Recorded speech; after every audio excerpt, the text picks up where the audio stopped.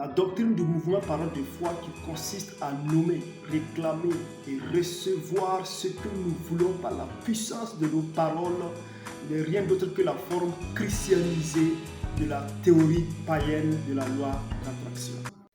Shalom, bien-aimés frères et sœurs en Christ, bienvenue à votre émission 7 minutes pour revenir à l'évangile. Nous vous saluons dans le beau et dans le précieux nom de notre Seigneur Jésus-Christ. Ce soir, notre thème porte sur la foi, revenir à la foi selon la Bible, démasquer les fausses doctrines du mouvement parole de foi.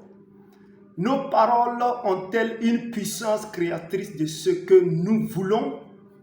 De nos jours, beaucoup de chrétiens répondront à l'affirmative. Ils croient que nos paroles ont une puissance créatrice de ce que les Écritures nous promettent: santé, prospérité, richesse et bien d'autres. Pour certains, la foi consiste donc à décréter, déclarer, proclamer et recevoir ce que nous voulons en Christ. Pour d'autres, vous devenez ce que vous dites et ce que vous pensez. Cette perception de la foi est celle du mouvement parole de foi, ou en anglais Word of Faith Movement. Le Word of Faith Movement est né aux États-Unis au cours donc de la période du XXe siècle, connu donc sous le nom de l'évangile de la prospérité, évangile de la richesse, évangile de la santé, évangile de nomme-le et réclame-le. C'est toujours la volonté de Dieu, dira cette doctrine-là, qu'un chrétien soit riche, un chrétien soit physiquement en bonne santé, qu'un chrétien ne souffre jamais.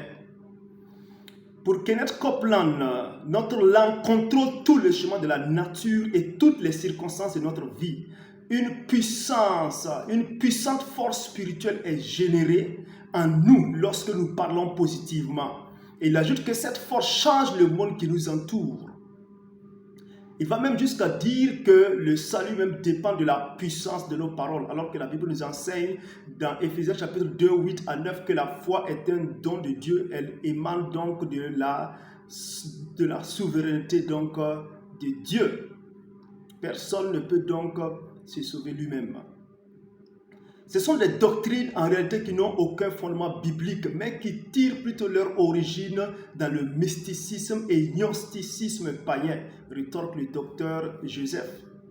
En effet, la doctrine du mouvement parole de foi qui consiste à nommer, à réclamer et à recevoir ce que nous voulons n'est rien d'autre que la forme christianisée de la théorie païenne de la loi d'attraction. Dans la théorie occulte, l'esprit contrôle la réalité. Les mots ont un pouvoir inhérent d'aller de l'avant et de transférer des images mentales de l'esprit dans la réalité. Selon l'enseignement de la parole de foi, un chrétien devrait visualiser ce qu'il veut et ensuite dire par une parole ou par une confession positive ce qu'il veut ou ce qu'il souhaite.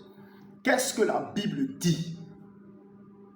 Le terme confession dans la Bible n'a que deux significations. La profession de croire en une vérité, nous voyons cela dans Luc chapitre 12, verset 8, Tite 1, 16, ou l'aveu de culpabilité, qu'enseigne 1 Jean chapitre 1, 8, 9, Jacques 5, 16 également.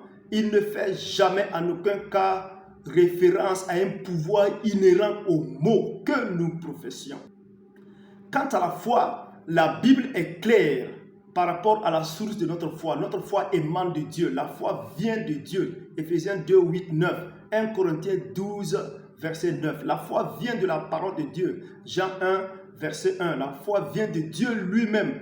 En sorte que la source de notre foi est Dieu. Elle ne vient pas de nous. Elle n'émane pas de nos ressources, de nos capacités ou de nos quelconques paroles ou puissantes paroles ou mots que nous puissions donc prononcer. Elle ne vient pas de nos pensées non plus, puisque la Bible dit dans Genèse chapitre 6, verset 5, que les pensées de leur cœur se portaient chaque jour uniquement vers le mal. Nous dit Genèse chapitre 6, verset 5.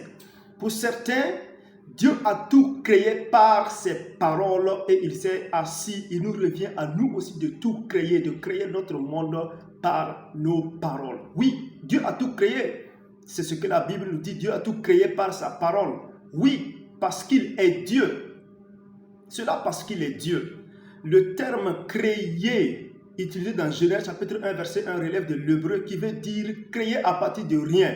Et les théologiens utilisent le terme ex nihilo pour dire que Dieu a créé toute chose à partir de rien, alors que les hommes créent à partir de quelque chose. Donc ce n'est pas la même chose, c'est très différent. Nous créons à partir de quelque chose que Dieu d'ailleurs doit pourvoir selon sa souveraineté.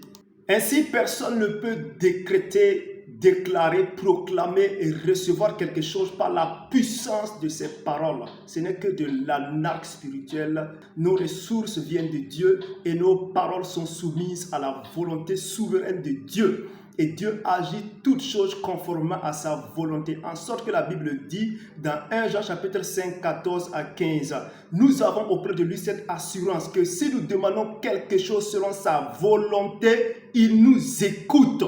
Aussi longtemps que nos paroles s'alignent sur la volonté de Dieu, c'est là que Dieu nous écoute. Et Dieu fera pour nous ce qu'il veut, en sorte que son nom soit glorifié. Non pas que nos paroles ont une puissance pour déclencher des choses que Dieu veut pour nous. Non pas que nos paroles ont une puissance pour maîtriser des lois spirituelles, des principes spirituels auxquels Dieu lui-même se soumettrait parce que nous avons une dose de foi. Non, nos paroles s'alignent à la volonté souveraine de Dieu, en sorte que Dieu agit parce qu'il veut le faire pour nous. Et comme Dieu peut choisir également de ne pas le faire, quoi que nous ayons la foi, Dieu agit conformément à sa souveraineté. Que Dieu nous bénisse. Restez connectés pour plus d'enseignements centrés sur la Bible. Soyez bénis au nom de Jésus. Amen.